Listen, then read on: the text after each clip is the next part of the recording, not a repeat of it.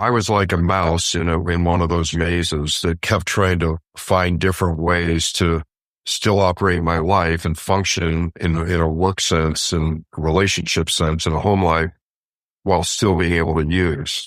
And it just becomes more and more difficult. So I was like in this maze, turning left, turning right, trying to just manipulate everything until I got to the end of the maze and I was in this room. There was no more doors or lefts or rights. And all that was left in the room was a mirror. And I had to take a hard look at myself and say the gig was up. This is the Live, Lead, Last podcast.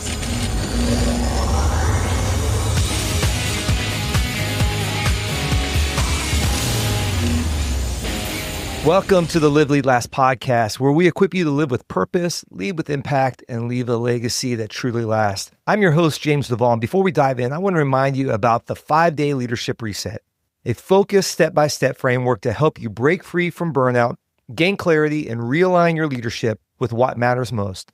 You can start your reset today at liveleadlast.com/reset. In this episode, we're exploring a topic every leader needs to understand: how the brain works in both limitation and transformation, and how the science of neuroplasticity can help us overcome deeply rooted patterns, including addiction. According to the National Institute of Drug Abuse, nearly 21 million Americans struggle with at least one addiction, yet only about 10% receive treatment. The reality is leaders are not immune to these struggles, and the ripple effects can touch every part of life and leadership. My guest today, George Haymaker, knows this firsthand. George is a former entrepreneur whose battle with alcoholism and pain pill addiction nearly cost him everything. Today, he's a neuroscience coach and educator, combining decades of lived experience with deep training in brain science to help others achieve lasting life transformation. Through his coaching, he equips individuals and leaders to understand their brain, rewire destructive patterns, and live into a new identity. George's story is raw, redemptive, and rich with insight for anyone seeking real change. Let's jump into my conversation with George Haymaker. George, it's so great to have you on the podcast. Thank you for taking some time today to have a conversation with us. James, thanks so much for having me on. It's great to be here. And hello, everyone. Yeah. We were chatting a little bit before recording just about your journey and so forth. Would you start by just sharing a bit about yourself and your journey and what's kind of brought you to where you are today? Yeah, sure. So I'm 64. I live in Napa, California. And I was an entrepreneur for many years, about 3.5 decades. My story really starts in childhood where, I grew up in a privileged family financially, but there was a lot of unsettling elements to it. My dad was a high achiever and we moved around a lot. He was with a large corporation. So we were in new cities and I was in new schools about every 12 to 18 months. And that was kind of very unsettling. I never really got stable. I was always having to break relationships and try to meet new ones. I was always the new kid. And so I just became very uncomfortable with that lifestyle. I didn't realize it at the time. I just thought it was normal. But, looking back on it, I was pretty unsettled. And then I grew up in an era where discipline, especially physical discipline, was kind of the way of the world. And so I received a lot of physical discipline. As I became more and more unsettled, I would act out more and more, get angry. And, just kind of the outputs from, being anxious and unsettled. And my parents disciplined me a lot physically. And so that just made me more unsettled. And then there was an episode of some sexual abuse from some older boys kind of earlier in my life. And my parents moved overseas when I was in 9th grade. And so I went to boarding school here in the U.S. and I got to see them once a year during the summers. So kind of fending for myself here over in the U.S. and having to kind of just be self-sufficient. And so all of that, by the time I got to college, I was pretty uncomfortable in my skin. I had a lot of addiction in my family on my mom's side. The whole side of the family suffered from addiction in one form or another. And so I started using drugs and alcohol in college to cope with this mental discomfort that I was having. And I found that it worked. Really kind of made me feel better. And so that's how I took addiction with me for the next 30 years, coping with mental discomfort. And so that was always the backdrop of my story, is that I was uncomfortable mentally and coping with drugs and alcohol to feel more comfortable. And then as I went into entrepreneurialism in these high pressured environments, that was really like gasoline on fire because, stress only exacerbates any type of mental patterns that are unhelpful. And so I kind of operated my life that way where I was highly activated. My nervous system was always active, had trouble kind of resting and relaxing. And I was just on this mission to try to find significance for myself. I was trying to measure up to my dad and live up to what I felt like his expectations were of me. And I was quick to anger, highly reactive, very defensive, just all the results of, feeling less than. And so I was just trying to prove myself constantly. And that's kind of the way I operated my life until the age of 50. And addiction began to get the better of me. It's progressive, as most people know that have been involved in it or know someone that has. And, it really starts to rule your life and control your life. And that's what happened to me in my early 50s. I was succumbing to addiction. I couldn't go more than, half an hour without using and drinking more substances just to get my system to calm down and feel normal. But it landed me in rehab at the age of 52. And I just remember as clear as, yesterday that I just had this moment where I asked myself, how did I get here? And what was next? I was in my early 50s and I just was living a life that wasn't fulfilling or meaningful. And, substances were controlling me and it just was horrible.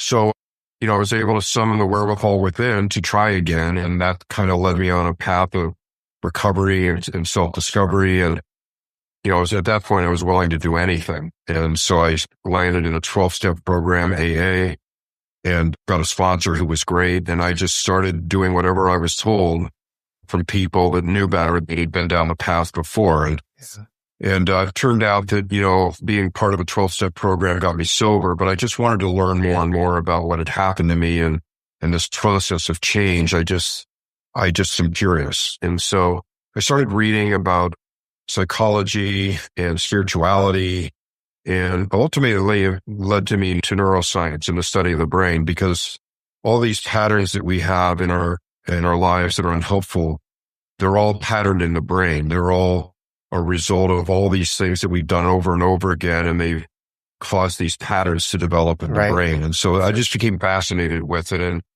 so that's what I do today is I, learned so much from my own transformation. I found it so valuable in my own life that I wanted to kind of bring these lessons to others and not just keep these secrets to myself, but, hopefully let some other people benefit as well. That's amazing.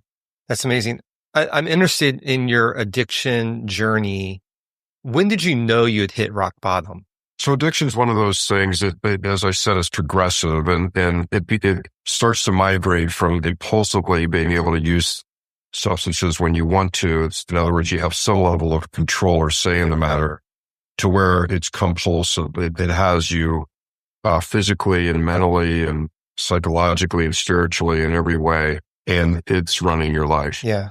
So you kind of see, if you're aware or want to be aware, you kind of see where it's headed, and you know that it's getting the better of you, and you know that you cannot stop using, but it's just got such a hold on you that it almost doesn't matter. Yeah. And so I was like a mouse in one of those mazes that kept trying to find different ways to still operate my life and function in a work sense and relationship sense and a home life while still being able to use. And it just becomes more and more difficult. So I was like in this maze, turning left, turning right, trying to just manipulate everything until I got to the end of the maze and I was in this room. There was no more doors or lefts or rights. And all that was left in the room was a mirror. And I had to take a hard look at myself and say the gig was up. And it just was so bad. I could not go longer than, a half an hour without using more just to feel normal and calm my system down. My wife had left me at that point temporarily. She came back ultimately, but I knew at that point that the gig was up and I just had to do something different. That's amazing. I know that moment of clarity for other people I've talked to who have dealt with addiction, taking that step to get help and step into freedom or recovery from that is sometimes challenging. What were some of the first steps that you took in rehab and that helped you begin the path to recovery and discovery in your own life? Well, the first thing, neurologically, the reason why change is so hard is because the brain is designed and wired to seek out the familiar. Yeah. I mean, your brain's number one job is to keep you safe and in survival. So you would think that, you'd say, well, why didn't the brain help you avoid the drugs and the alcohol? Well, that has to do with, medicating symptoms. But yeah, the brain doesn't know when you're asking it to change. We don't know what that's going to look like, yeah. Especially when you're an addict and you've been living life a certain way for 30 some years as I had. That's what you knew. You know that you have to change, but you don't know what living life without drugs and alcohol looks like, and neither does your brain. And so it's resistant to change because it doesn't know if what you're going to change to is safe and going to keep you in survival.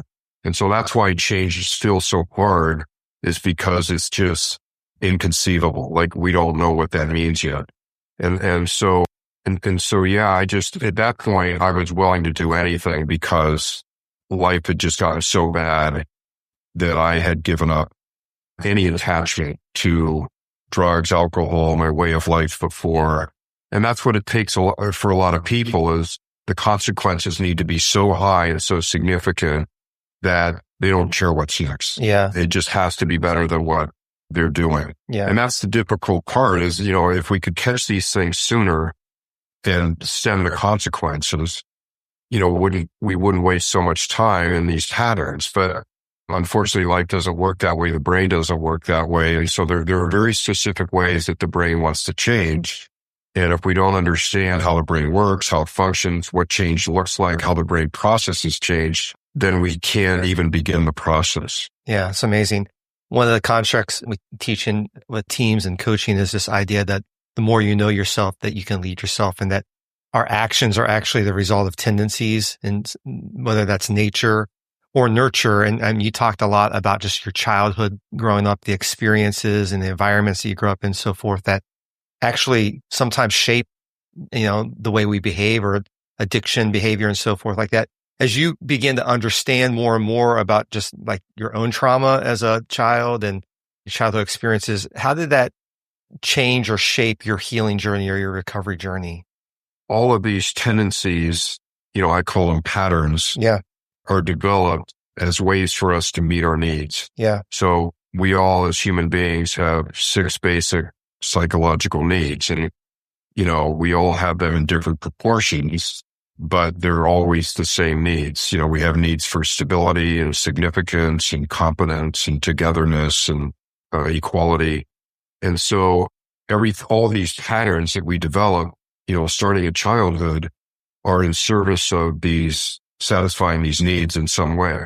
And so ideally, we want to have these needs met in childhood, through unconditional love and just in really healthy ways. But unfortunately, families are not always healthy, and sometimes some of the dynamics can be dysfunctional. And so we're kind of left to satisfy these needs in whatever ways that we can. And sometimes they can be dysfunctional, or they can create patterns that are unhealthy that we carry with us for the rest of our lives. And the more that we practice these patterns or re-engage in them or reinforce them, it's like going to the gym and repping out your muscles. They just get stronger and stronger, these patterns. And the brain holds on to them because it's familiar. Yeah. And the brain, wants to conserve resources because it has a lot of work to do every day. And so it's really just going to these familiar patterns and re-engaging with them over and over again, because it doesn't have to try to figure out how else to, work through these situations, because it already knows that these patterns, even if they're not helpful to you, they're familiar. They know that, the brain knows that you're going to be safe relatively, you're not going to die. And so it just keeps, bringing these patterns forward into your mind for you to reenact. And that's what feeling stuck is that we just get, these patterns are so well worn and so well reinforced and rehearsed that they're like these deep roots in the ground from a tree. and they just get stronger and stronger because we keep watering and fertilizing them over and over again. And so, what I had to do and what, others have to do is, we have to go back to these early patterns where they were developed and understand why and how that they developed. Mm-hmm. And then we say, well, okay, we've carried these with us into adulthood. They're not helpful now. So in my case, I was getting angry a lot and hypersensitive and defensive and all of that. And so clearly that wasn't helping me. It was ruining relationships. It was affecting my success in business. So I had to go back and understand how these were formed. Then I had to decide and work with those to loosen the grip of those on my psyche. So I had to understand what the costs of continuing to, engage in these patterns over and over again. And I just had to loosen the grip of those patterns on me. And then I was able to, rebuild my identity in a way that, I wanted to live the rest of my life. And so that's what I had to do. I just had to decide that, that old person, that old identity of myself was no longer serving me. I wanted to live differently. And so I spent time actually diagramming what this identity might look like, what the values were I wanted to live by, what my belief systems were going to be. And I actually, drew a picture of what this new person was going to look like, how much happier he was going to be. I spent time in the emotional side of that because it's important to feel the emotions of what living differently is going to be like, because emotions are a huge part of building these patterns. They're like the glue of the patterns. Yeah. And they accelerated. They're like an accelerant. And so you spend time with this new identity, visualizing it, mapping it out, understanding what your value systems are, your belief systems. So you have a clear picture of, what you're striving to be.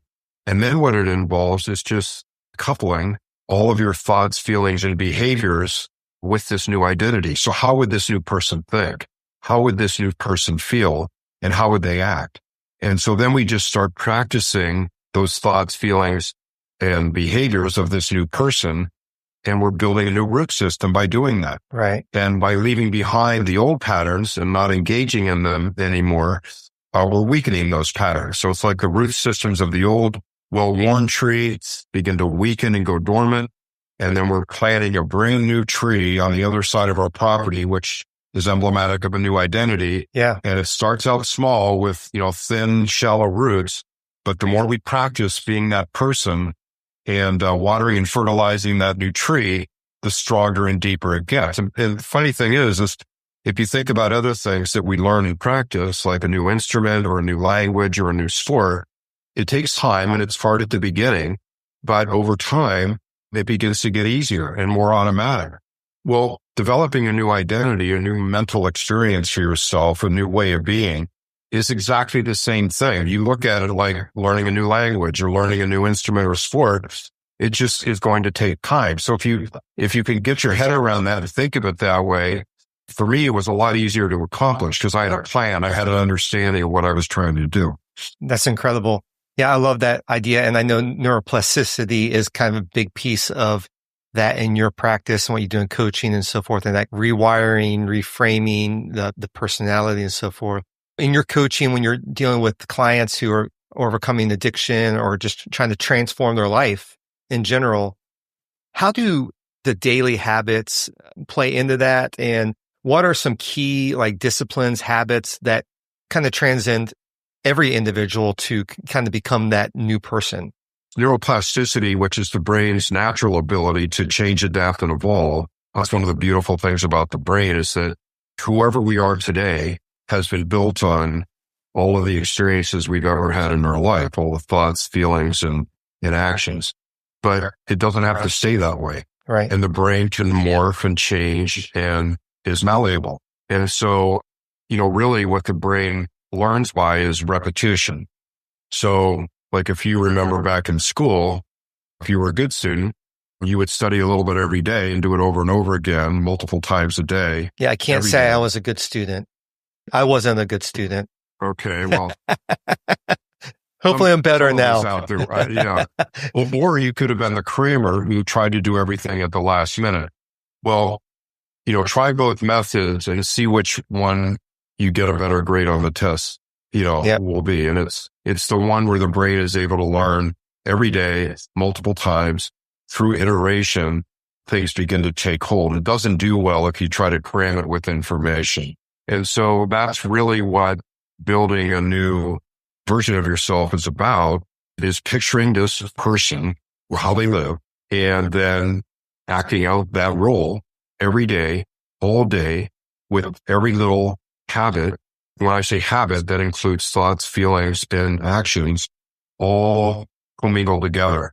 Because if you think about it, whenever you experience something, you're not just experiencing an emotion all by itself, but it's usually coupled with a thought, and then coupled with, usually you take an action based on that, right? Yeah. And so it's kind of all woven together.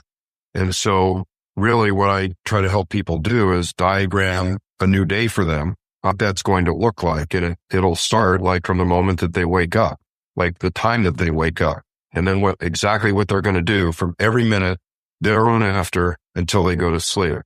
And even the half an hour before the sleep, and, the time that they go to sleep, because sleep, nutrition, diet, exercise, mindfulness practices are all critical to building this new version of ourselves. So really, we just start to map out how this person is going to live their life. And it's made up, as we know, living our lives is made up of a bunch of stuff, interwoven thoughts, feelings, and actions all day long, every day. But they have to sit on top of this new foundation that's made up of this new identity that's constructed with, clear understanding of our values, beliefs. And so you can't just start to change a behavior and expect it to stick. Yeah. You have to start with this version and true understanding of what this person is, what they stand for, who they are, and then you start to layer on the habits on top of that. Yeah. Yeah. I'm reminded of James Clear's book, Atomic Habits, where he talks about you actually live into your identity. Like you don't just go out and say, become a runner. You live into that identity. What do runners do? They put on their running shoes. They go out and run a little bit, and until that habit, that discipline becomes more and more a reality for you, and you actually become a runner. I had that same journey for myself in reading. Growing up, still today, I struggle with dyslexia. And so I told myself a lie. I believed something that I couldn't read. I couldn't comprehend. I couldn't read fast. And so I just stayed away from reading, right? But I had to kind of rewire my thinking by taking an identity. Well, how can I become a reader? So I started small disciplines of just reading pages instead of books. And, those pages turned into books, and, one book turned to another, until now I can say I'm an avid reader, even though my dyslexia hasn't changed. Those things haven't changed. It's that rewiring of the lies that we told ourselves, right? Yeah, so that is a classic, a beautiful example. Thank you for sharing that. But that's a classic case of rewiring your brain. Yeah. So you developed a pattern, yep, which is represented by connections of neurons in your brain.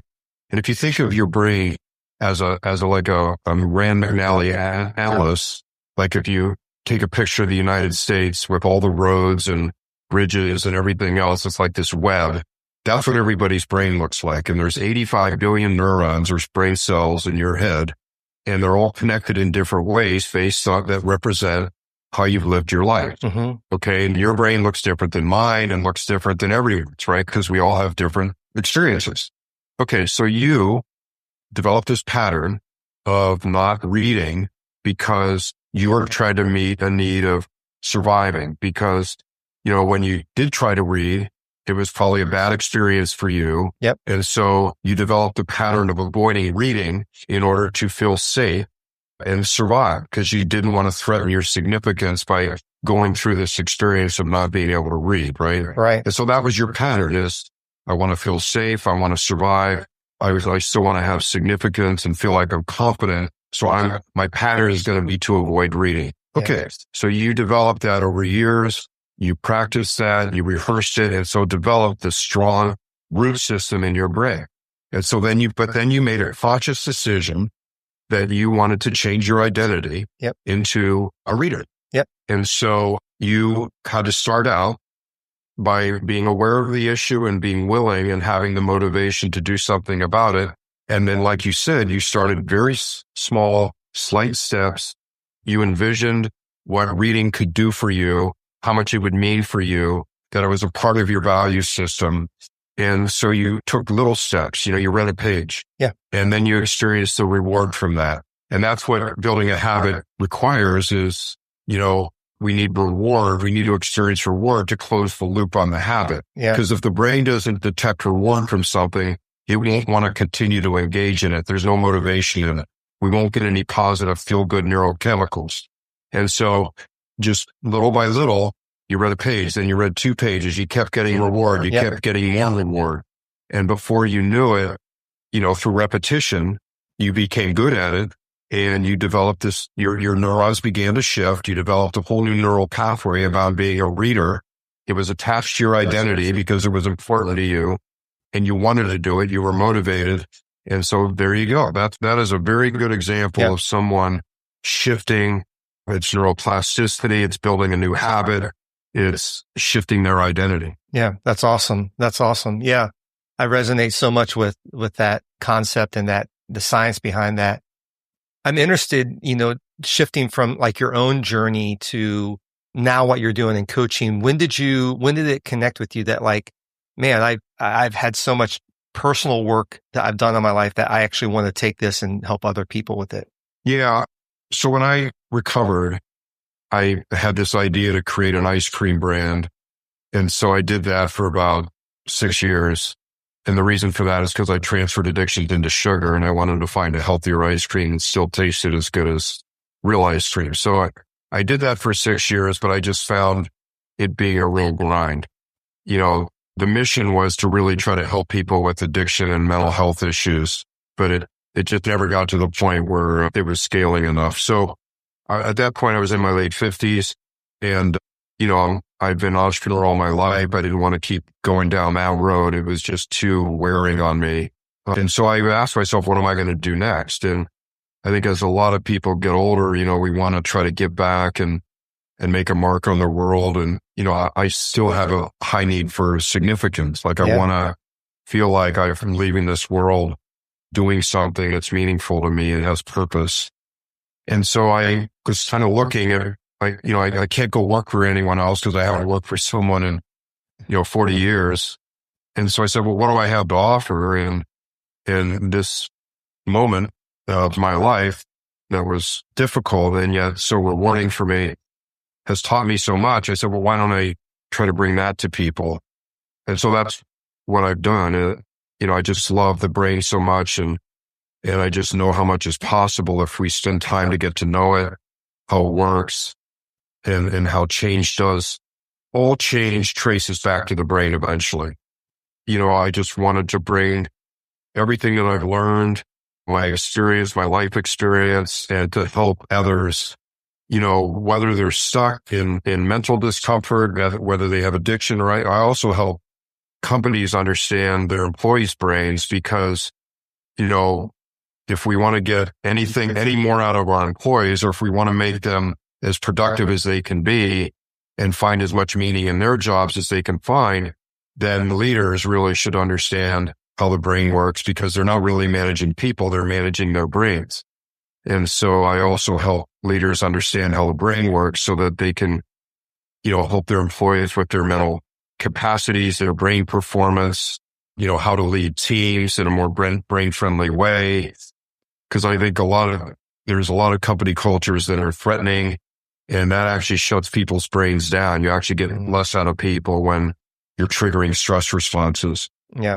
So if somebody's working with you, what does that look like? So, I do a lot of one-on-one coaching, transformational coaching. It's generally a 12-week program because I find that 90 days is, and there's a lot of research out there about that, it's going to take a number of iterations, number of repetitions, amount of time to get people well down the road into shifting into this new version of themselves before they can kind of take the reins themselves and self-manage and self-diagnose and self-operate themselves. At the point of 90 days, they've learned enough. They understand how all this works to where it's now be transferred out of something they have to think about to something that's more automatic, and they can begin to operate their lives self-sustainably.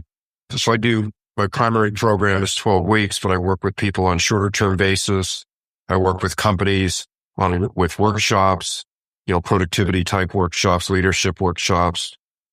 Yeah. So just, awesome. If people want to get in touch, they can go to my website, which is georgehaymaker.com. There's a link on there for a free discovery call where we can talk for free, spend 30, 45 minutes on the phone and just talk about what's going on with either you or, your company and how we might see if we'll fit to work together and what would be the best solution. Yeah.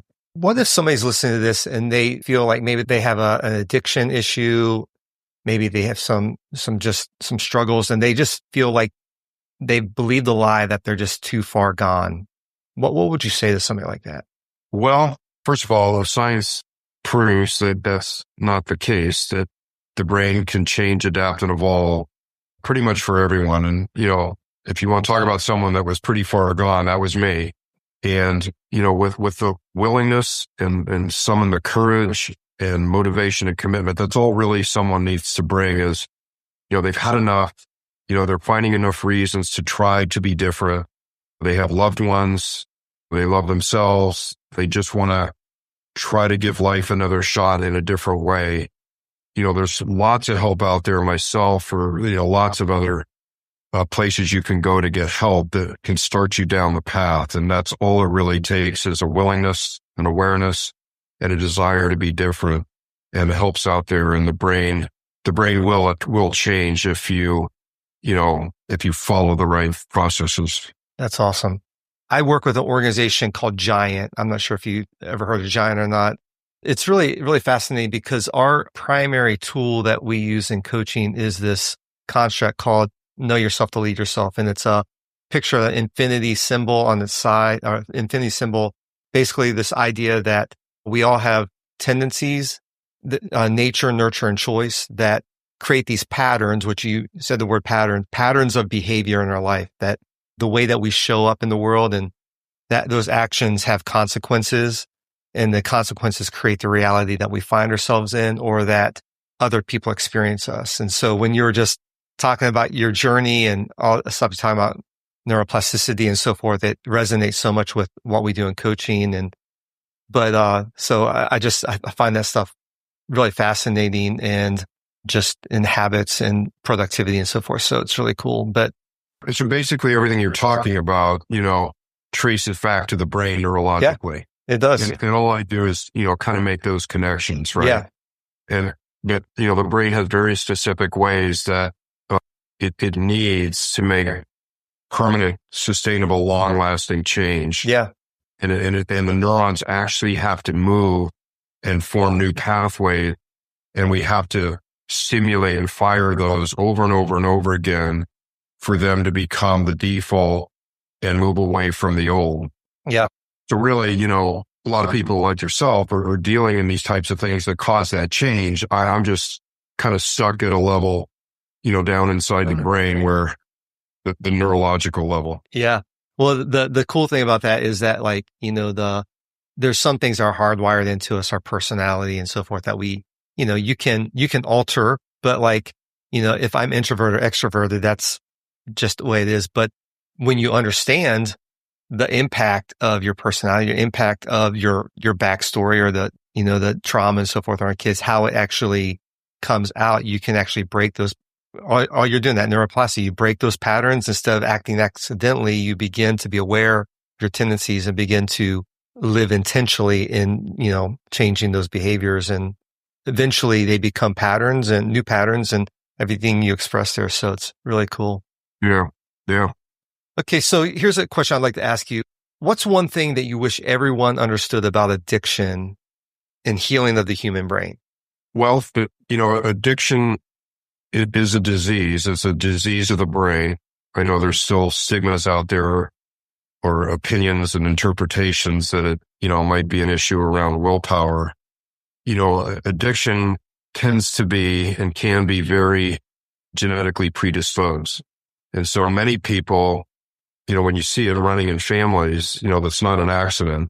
What it is it's a malfunctioning of the reward system or network of the brain. So the limbic network is what it's called. And many people that have these genetic predispositions, the reward systems don't function properly. They don't get reward from natural life pleasures the same way that people that don't have predispositions do. And so, we're all hardwired to get reward from natural life pleasures that help us survive. So things like eating, drinking water, being socially engaged, falling in love, finding a mate, having sex, having babies. Those are all things that we get dopamine neurotransmission for, because it gives us the motivation to want to seek them out over and over again. Well, people that are genetically predisposed to addiction, oftentimes their reward networks don't work quite the same way. We don't get the same level of reward from natural life pleasures. And then when you couple that with early adverse childhood experiences, things that are stressful, and we're developing uncomfortable, dysfunctional patterns that trigger the brain in a stressful way, a lot of times it can, release the addiction or express the genes that cause it to trigger. Yeah. And then once we start to drink substances, use drugs to make ourselves feel better, that's where it begins to take hold. Yeah. So I think a common misperception is how addiction starts, how it takes hold.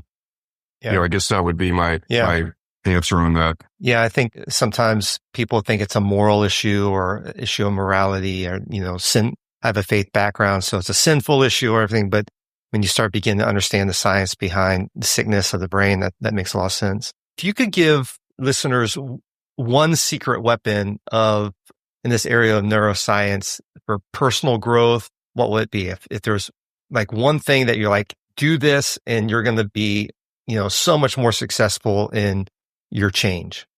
I really think that, we need to spend time with our identity, understanding that person that we want to be, and making sure that, everything is in alignment. There isn't just like one little thing that you can do, like wake up in the morning and try this. Because if all of these patterns that you're trying to develop or behaviors aren't tethered into this new identity of the person that you're trying to become, they won't stick. Because trying a new behavior and just doing it over and over again, that's like first order change, behavior change. Mm-hmm. And it doesn't stick neurologically in our system. Like it's too consciously hard to keep trying the same behavior over and over again without tethering it to, why we're doing it, tethering it to our values. And so we really need to take a fresh look at the person that we want to be, understand who that is, spend time diagramming it, detailing it, laying out, understanding what our true values are, what our beliefs are, and tethering all that together, and then begin to, lay patterns on top of it. That's good. Yeah. I want to ask you, if you were mentoring a close friend or somebody that you cared about, is there a life lesson or a nugget of wisdom, something from your own personal philosophy on life, leadership, on relationships, recovery, that you would want to make sure that they knew? What would that be? Well, I would just, I guess the acid question is, are you, if you were to die tomorrow, if you were on your deathbed, are you happy with where you're at? Or the things left undone? Are you happy with the type of person that you are? Because that's really the question I had to ask myself is, I was, at a real crossroads, and I had to ask myself, was this how I was going to go out of this world? And is this, what I wanted to be known for and how I wanted, was there anything left undone? And the answer to that question was yes. And this is not what I wanted to be remembered for. This is not how I wanted to experience my life. And so, I took the steps necessary. So it's really asking ourselves that question. Are we happy? Time goes by fast, right? Yeah, and we're in these patterns and the brain is resistant to change. And so we just kind of keep living our lives as they are.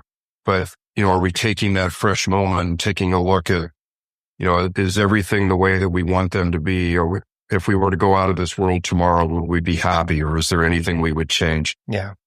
That's awesome. I think that's an important step and question to ask ourselves. Yeah. One of the things that when my wife and I do coaching with married couples, we have this exercise we do called Discovering Him, Discovering Her, where we kind of walk through talents and values and abilities and all those things. And one of the questions we always ask is, what's the fruit of your life?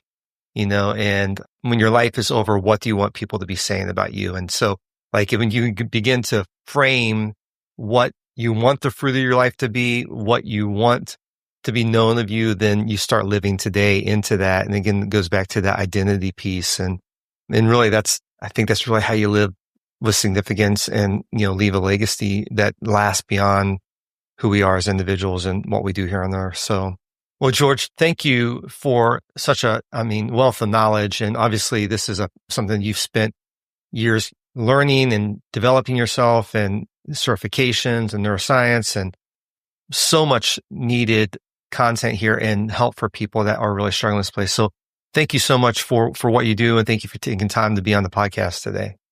My pleasure, James. Thanks for having me. One of my biggest takeaways from this conversation is this: lasting change doesn't start with behavior. It starts with identity. If you want different outcomes, you have to decide who you're becoming, then align your thoughts, feelings, and actions with that new identity until it becomes second nature. If that resonates with you, go back and listen to last week's episode where I unpack how to rewire your inner dialogue for growth using daily declarations. It's a practical next step to start living from your new identity today. If you want to connect with George and learn more about his coaching, workshops, and resources, head to georgehaymaker.com and be sure to take advantage of his free discovery call. And remember, if you're ready to hit reset in your own leadership in life, start the 5-day leadership reset today at liveleadlast.com/reset. Also, I'd love for you to get Rooted, my free weekly email designed to help you grow deeper in leadership and life. You can sign up by texting GROW to 66866. If we haven't connected yet, you can find me on Instagram and LinkedIn. Just search for The James Duvall. And if this conversation helped you, please rate, review, and share this episode so more leaders can step into the change they need. Until next time, live with purpose, lead with impact, and leave a legacy that lasts. What if the key to unlocking your team's full potential is already inside of them and you? The free 5 Voices assessment helps business leaders, entrepreneurs, and creatives discover their natural leadership voice. It's not just a personality test. It's a game changer for communication, collaboration, and culture. You'll gain insight into how you lead, how others receive you, and how to build trust faster. So take the free assessment today at liveleadlast.com/voice and start leading with greater clarity, alignment, and impact. Your voice matters. Learn how to use it today.